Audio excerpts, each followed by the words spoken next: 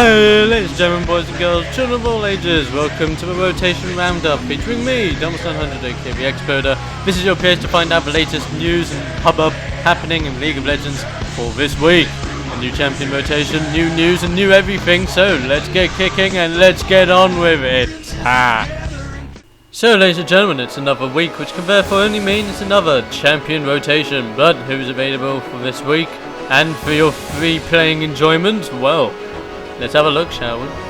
Week 50! This week, you can play as Annie, Katarina, LeBlanc, Malphite, Rammus, Tristana, Urgot, Veigar, Yorick, and Zillion. Oh yes, it's a good selection this week for week 50, I have to admit. A lot of actually AP, well, a lot of AP based dudes if you actually think about it. But still a good selection nonetheless. The cool people to see this week, I have to admit, are LeBlanc and Urgot. I haven't seen these guys free for ages, so it is great to actually see LeBlanc and Urgot free. I hope you guys enjoyed this week. If you have a particular champion that you are very happy to see this week, please leave your comments in the comment section below. Or if you want a quick overview of the champions this week, all you gotta do is click on the link in the description and you'll be taken right to the page and be able to have a quick look at what the champions can bring to the table. This week, ladies and gentlemen, is patch week, and with the patch it is Yorick the Gravedigger's great release into the fields of justice. It is great to see a new champion, but Yorick is possibly one of these champions we've all been looking for. If you're looking forward to Yorick, post your comment in the comment section below. As well as Yorick being released, there is a patch, buffs, as well as a couple of nerfs here and there for a few of your favourite champions. The biggest one being nerf actually is Eve. So all you Eve players that might be thinking, oh no, how have they nerfed Eve? Just say it ain't so. I heavily suggest clicking on the description below. That will take you to the page and have a look at all the champions that are being buffed and nerfed, as well as a few items being corrected and being solved in a few areas. So it is a definite good read, and I heavily suggest checking it out, guys.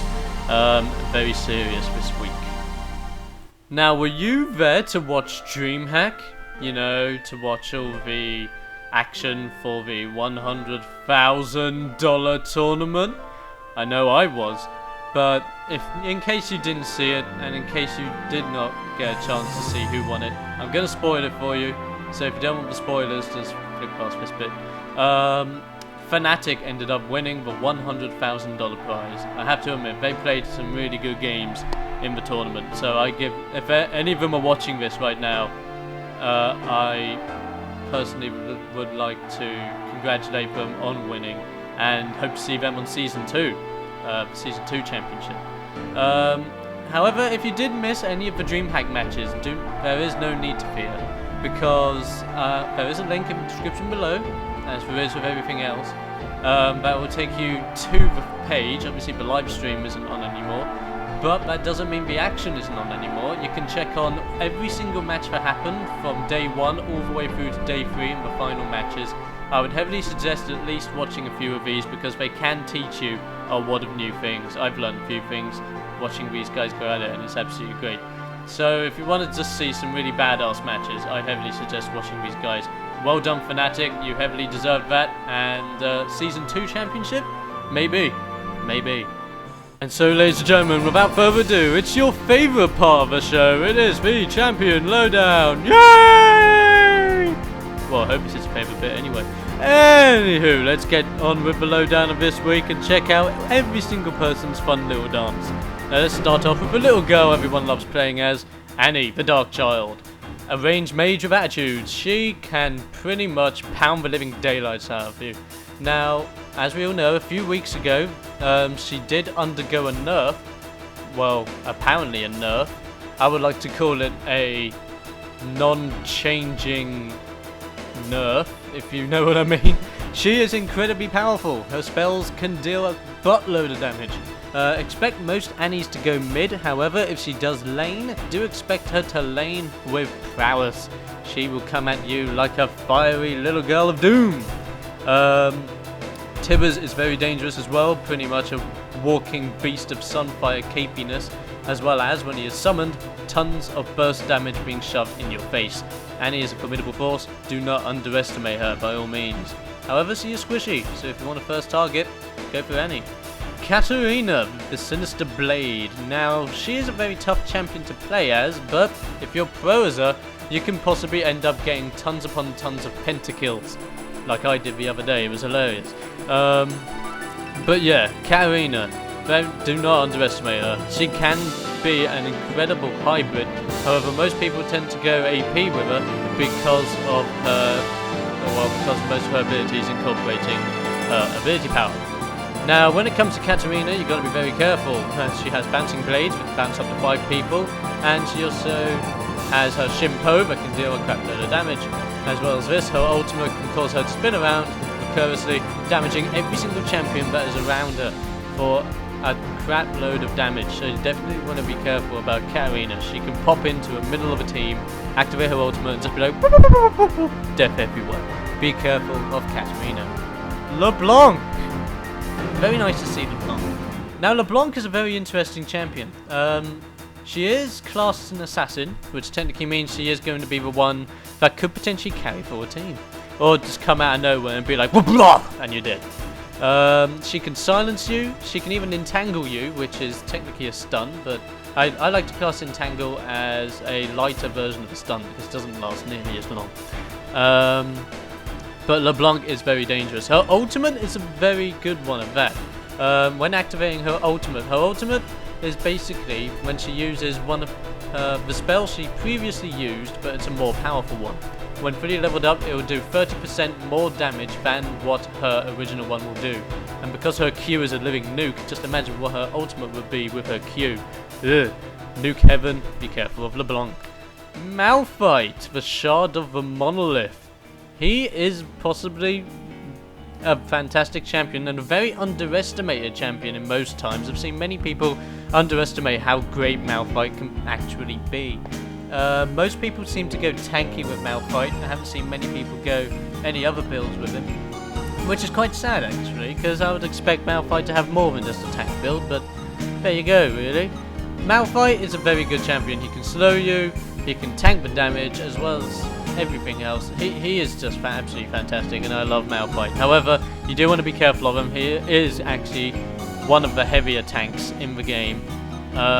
You do want to be careful of him, and many people actually underestimate how tanky Malphite can be.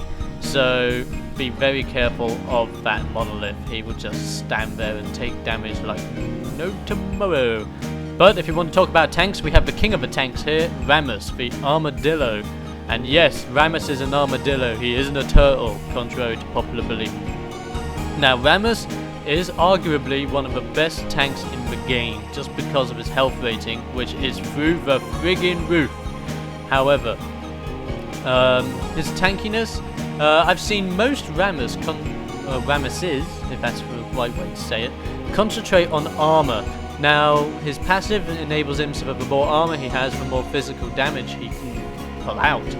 You want to be very careful with this, however, if they are going full armor, because DPS dudes will pretty much be able to do nothing to him. However, mages go all at it, because Rammus is actually quite weak against mages in some cases. He has a taunt as well. He has a lot of damage dealing potential for a tank, so you've got to be incredibly careful with Rammus. Hence why he is claimed as one of the best tanks in the game. So be careful about Rammus. He can come out of nowhere and really rape your face. Tristana, the Megling Gunner. Well, we all love a bit of Tristana. It's nice to see her free this week. She's also one of the champions you can get for absolutely free with the skin if you like her on Facebook. So why not like her on Facebook? I mean, come on, it's awesome to get a free skin. Tristana, another underestimated champion because she is possibly one of the greatest range carries in the game. Her passive is basically she will gain more range capabilities for each level she gets. When fully leveled, she has a buttload of range, which is absolutely crazy but cool at the same time. Her Q will increase her attack speed. Her W will make her jump here, there and everywhere, so which will do the splash damage as well as a getaway technique, so you want to be careful of that. As well as this, many people tend to go with AP Tristana to concentrate on her E, which cancels out health and regen effects for a short period of time, as well as dealing a buttload of damage and doing splash damage whenever you kill an enemy minion or enemy. You want to be careful with Tristana, she is very underestimated, and I've seen many people underestimate Tristana on a regular basis, so be careful of that gunner. Urgot, the Headman's Pride. Now, it is great to see Urgot this week. I haven't seen him free in a while. And contrary to popular belief, people, do not build Urgot as AP. And I'm talking to Killer about this. He'll know what I'm talking about. But Urgot is an AD range. Possibly one of the most underestimated range people in the game. A very huge amount of range dealing potential, especially with his Q, which can be homing if you have been previously hit by Urgot. He can be incredibly deadly and incredibly painful to deal with. So be careful of Urgot, very huge range and damage dealing potential. And he can also be a formidable tanker as well. He can tank quite a bit of damage if he knows what he's doing. Be careful of that Urgot. Vega, the tiny master of evil. Is that a short joke? It might be. Now Vega, we all know about Vega. He's the AP whore, which means he will deal damage to you if you are a mage, or concentrate on AP. His ultimate, as we all possibly know by now, will deal the damage as well as take your AP into effect with his AP and completely cancel you out like a freaking mofo. Be careful of Vega, he is a tiny master of evil, and yes, it is a short joke!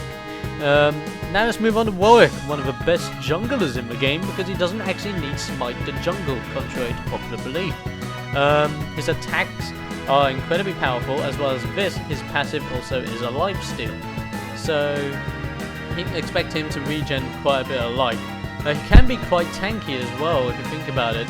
If he gets regen items such as Force of Nature and Spirit Visage, you can expect him to actually keep getting a buttload of health regen very fast. He can actually be a really good formidable tank if you actually know how to build Yorick. It's crazy, I know. But because he jungles, you gotta keep your eye out on your jungles. He can get blue buff, or even I've seen people get red buff from time to time from the very start of the game. So do not underestimate Yorick. He is a formidable champ indeed. Now let's go on to Zillion, the Chrono Keeper, back yet again. Now, many people seem to call him the terrorist because he likes planting bombs on everyone. Well, this is true. As well as this, it can increase people's movement speeds, and as well as this, his ultimate can do a lot. It can bring people back to life. It can make anything possible. What many people seem to do with his ultimate is they activate it on someone who's about to die, and when they die, they come back to life. As well as this, he also has an ability when used on a champion, or even himself, pretty much makes his cooldowns non-existent and basically restarts from the very beginning. So you can just imagine it. You have a cooldown which has like, I don't know, a 60-second cooldown. He activates that ability, boom, you can use it again. Absolutely crazy. Zillion is an underestimated support, and I do declare that you've got to keep your eyes open for him. And that is the end of the champion lowdown for this week. If I've missed anything, or if you guys have any tips and tricks you want to help out with the people for this week, leave a comment in the comment section below.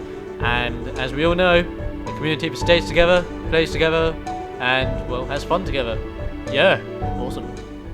And on that note, ladies and gentlemen, it is time to end. It has been a very, very good week. I hope you catch up on the Dreamhack stuff, and I hope you have a very good week this week.